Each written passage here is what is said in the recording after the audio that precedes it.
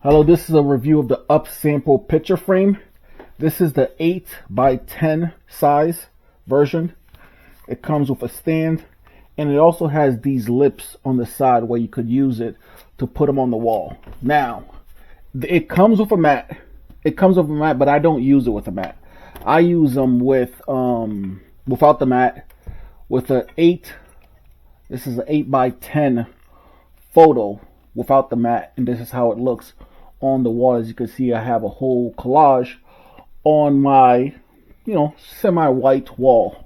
Now, as you can see, I just I hang them up with the thumbtack. Put a thumbtack in the wall, and it just hangs in this lip right here.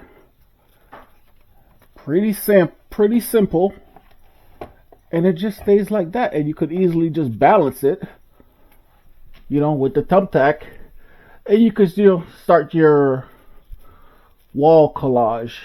So I already have more coming in. I already had a set of 10.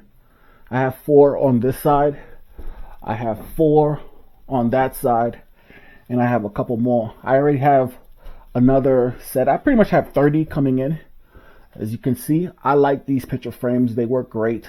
It does come with the mat, but as you can see, I use them without the mat.